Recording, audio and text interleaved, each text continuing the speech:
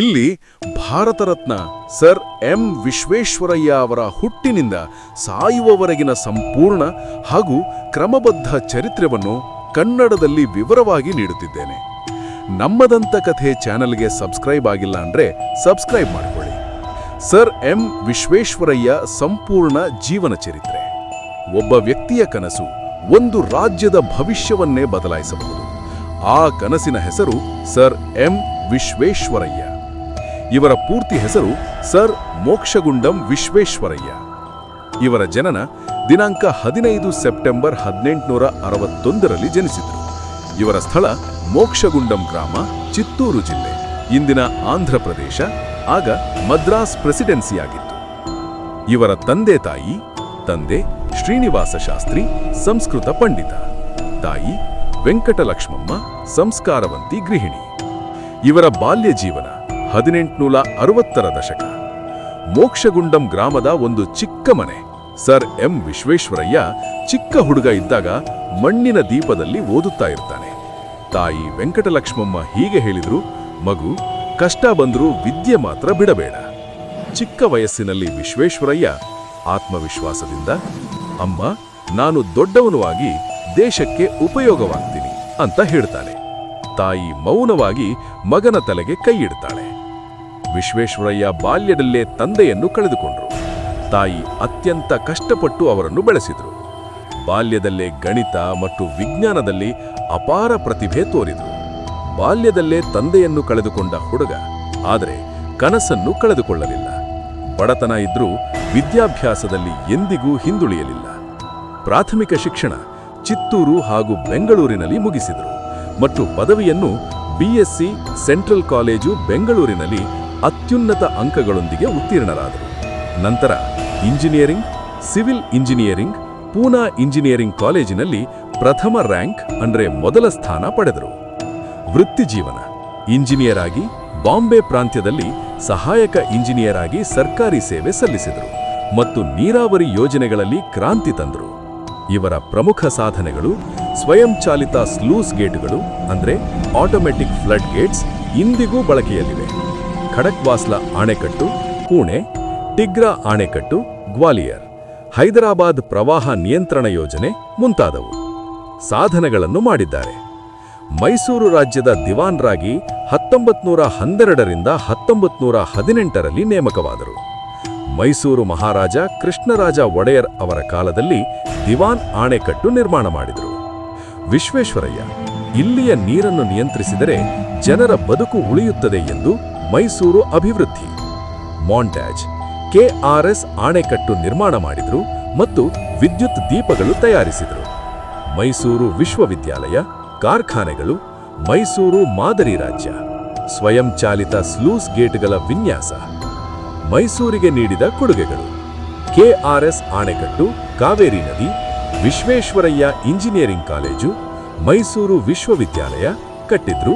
Mysuru bank ಅಂದರೆ state bank of Mysuru ಪ್ರಾರಂಭಿಸಿದರು. ಕೈಗಾರಿಕಾ ಅಭಿವೃದ್ಧಿ ಮತ್ತು ವಿದ್ಯುತ್ ಉತ್ಪಾದನೆ, ಉಕ್ಕು ಕಾರ್ಖಾನೆಗಳಿಗೆ ಅಡಿಪಾಯ. ಮೈಸೂರು ರಾಜ್ಯವನ್ನು ಆಧುನಿಕ ರಾಜ್ಯವನ್ನಾಗಿ ರೂಪಿಸಿದ ಮಹಾನ್ ವ್ಯಕ್ತಿಯಾಗಿ ಸೇವೆ ಸಲ್ಲಿಸಿದರು. ಕೈಗಾರಿಕಾ ಭಾರತ ಅವರ ಕನಸಾಗಿತ್ತು. ಉದ್ಯಮವೇ ರಾಷ್ಟ್ರದ ಬೆನ್ನೆಲುಬು ಎಂದು ನಂಬಿದವರು. ಭದ್ರಾವತಿ ಉಕ್ಕು ಕಾರ್ಖಾನೆ, ಮೈಸೂರು ದಿವಾನ್ 1912ರಲ್ಲಿ ಕೃಷ್ಣರಾಜ ಒಡೆಯರು ಹೇಳಿದರು, ಮೈಸೂರು ರಾಜ್ಯದ ಹೊಣೆ ನಿಮ್ಮದು.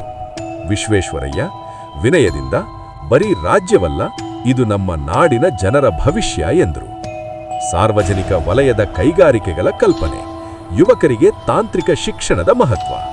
ಇವರ ಸಾಹಿತ್ಯ ಮತ್ತು ಚಿಂತನೆಯ ಪ್ರಮುಖ ಪುಸ್ತಕಗಳು planned economy for India, reconstructing India. ಸ್ವಾತಂತ್ರ್ಯಕ್ಕೂ ಮುನ್ನವೇ ಭಾರತದ ಆರ್ಥಿಕ ಯೋಜನೆಗಳ ಬಗ್ಗೆ ಮಾತನಾಡಿದ ಮೊದಲ ಚಿಂತಕರು ಇವರು. ಇವರಿಗೆ ಸೇರಿರುವಂತಹ ಗೌರವಗಳು ನೈಟ್ ಕಮಾಂಡರ್, ಬ್ರಿಟಿಷ್ ಸರ್ಕಾರ ಸರ್ ಎಂಬ ಪದವಿಯನ್ನು ನೀಡಿತು. ಆದ್ದರಿಂದ ಸರ್ ಎಂ ವಿಶ್ವೇಶ್ವರಯ್ಯ ಎಂಬ ಹೆಸರಿನಿಂದ ಕರೆಯಲಾಗುತ್ತದೆ. 1955ರಲ್ಲಿ ಭಾರತ ರತ್ನ ಎಂಬ ಪ್ರಶಸ್ತಿಗೆ ಗೌರವರಾದರು. ಮತ್ತು ಅನೇಕ ವಿಶ್ವವಿದ್ಯಾಲಯಗಳಿಂದ ಗೌರವ ಮತ್ತು ಡಾಕ್ಟರೇಟ್ಗಳನ್ನು ಪಡೆದಿದ್ದಾರೆ. ಅಂತಿಮ ದಿನಗಳಲ್ಲಿ ಸರಳ ಜೀವನವೇ ಶಿಸ್ತಿನ ಜೀವನ ಎನ್ನುತ್ತಾ ಸಾಗಿದರು. ದೇಶಕ್ಕಾಗಿ ಕೆಲಸವೇ ಜೀವನದ ಉದ್ದೇಶ. ದಿನಾಂಕ 14 ಏಪ್ರಿಲ್ 1968ರಲ್ಲಿ ಇವರು ನಿಧನರಾದರು. ಇವರ ವಯಸ್ಸು 100 ವರ್ಷವಾಗಿತ್ತು. ಇವರ ಸ್ಮರಣೆಗಾಗಿ ಇಂದಿಗೂ ಕರ್ನಾಟಕದಲ್ಲಿ ಮಾತ್ರವಲ್ಲ, ಇಡೀ ಭಾರತದಲ್ಲಿ ಸೆಪ್ಟೆಂಬರ್ 15 ಎಂಜಿನಿಯರ್ಸ್ ಡೇಯನ್ನು ಆಚರಿಸಲಾಗುತ್ತದೆ. ಕರ್ನಾಟಕದ ಹೆಮ್ಮೆ, ಭಾರತದ ಆಧುನಿಕ ನಿರ್ಮಾತೃಗಳಲ್ಲಿ ಒಬ್ಬರಾಗಿದ್ದರು. ಸರ್ ಎಂ ವಿಶ್ವೇಶ್ವರಯ್ಯ ಜೀವನ ಸಂದೇಶ: ಕೆಲಸವೇ ಪೂಜೆ, ಶಿಸ್ತಿನೇ ಶಕ್ತಿ.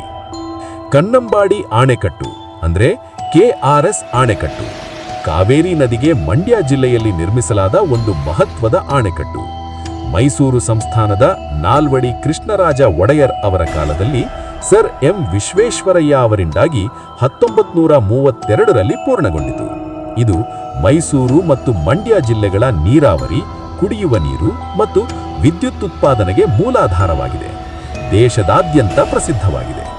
ಕನ್ನಂಬಾಡಿ ಎಂಬ ಗ್ರಾಮದ ಹೆಸರಿನಿಂದಲೇ ಕರೆಯಲ್ಪಡುವ ಈ ಆಣೆಕಟ್ಟು ಮತ್ತು ಬೃಂದಾವನ ಉದ್ಯಾನವನದಿಂದ ಪ್ರವಾಸಿಗರ ಸ್ವರ್ಗವಾಗಿದೆ.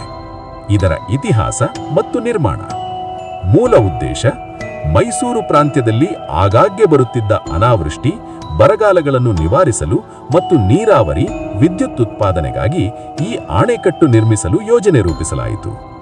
ನಿರ್ಮಾಣಾವಧಿ 1911ರಲ್ಲಿ ನಿರ್ಮಾಣ ಆರಂಭವಾಗಿ 1932ರಲ್ಲಿ ಪೂರ್ಣಗೊಂಡಿತು. ಇದು ಸುಮಾರು 21 ವರ್ಷಗಳ ಸುದೀರ್ಘ ಪ್ರಕ್ರಿಯೆಯಾಗಿತ್ತು. ಮೈಸೂರು ಮಹಾರಾಜ ನಾಲ್ವಡಿ ಕೃಷ್ಣರಾಜ ಒಡೆಯರ್ ಅವರ ಆಳ್ವಿಕೆಯಲ್ಲಿ ಭಾರತದ ಮಹಾನ್ ಇಂಜಿನಿಯರ್ ಸರ್ ಎಂ ವಿಶ್ವೇಶ್ವರಯ್ಯ ಅವರ ಮೇಲ್ವಿಚಾರಣೆಯಲ್ಲಿ ನಿರ್ಮಾಣವಾಯಿತು. ಹೆಸರಿನ ಹಿನ್ನೆಲೆ: ಕನ್ನಂಬಾಡಿ ಎಂಬ ಹಳ್ಳಿಯ ಮೇಲೆ ಕಟ್ಟಲಾದ ಕಾರಣಕ್ಕೆ ಇದು ಕನ್ನಂಬಾಡಿ ಕಟ್ಟೆ ಎಂದೇ ಖ್ಯಾತವಾಗಿದೆ. ಕನ್ನಂಬಾಡಿ ಎಂಬ ಗ್ರಾಮ ನೀರಿನಲ್ಲಿ ಮುಳುಗಡೆಯಾಗಿ ಹೊಸ ಕನ್ನಂಬಾಡಿ ಗ್ರಾಮಕ್ಕೆ ಸ್ಥಳಾಂತರಗೊಂಡಿತು. ಆದ್ದರಿಂದ ಆ ಜಾಗದಲ್ಲಿ ಕನ್ನಂಬಾಡಿಯನ್ನು ಕಟ್ಟಲಾಯಿತು. ಇದರ ವಿಶೇಷತೆಗಳು: ಅಳತೆ: ಆಣೆಕಟ್ಟು 8600 ಅಡಿ ಉದ್ದ ಮತ್ತು 130 ಅಡಿ ಎತ್ತರವನ್ನು ಹೊಂದಿದೆ. ನೀರನ್ನು ಶೇಖರಿಸುವ ಸಾಮರ್ಥ್ಯ: 48.33 TMC ನೀರನ್ನು ಶೇಖರಿಸುವ ಸಾಮರ್ಥ್ಯ ಹೊಂದಿದೆ. ಆಧುನಿಕ ತಂತ್ರಜ್ಞಾನ: ಆಣೆಕಟ್ಟಿನಲ್ಲಿ ಸ್ವಯಂಚಾಲಿತ ಗೇಟುಗಳನ್ನು ಅಳವಡಿಸಲಾಗಿದೆ. ಇದು ಭಾರತದ ಹೈಡ್ರಾಲಿಕ್ ಇಂಜಿನಿಯರಿಂಗ್ನಲ್ಲಿ ಒಂದು ದೊಡ್ಡ ಸಾಧನೆಯಾಗಿತ್ತು. ಪ್ರವಾಸಿ ತಾಣ: ಆಣೆಕಟ್ಟಿನ ಕೆಳಭಾಗದಲ್ಲಿರುವ ಬೃಂದಾವನ ಉದ್ಯಾನವನ ಪ್ರಪಂಚ ಪ್ರಸಿದ್ಧ ಪ್ರವಾಸಿ ತಾಣವಾಗಿದೆ.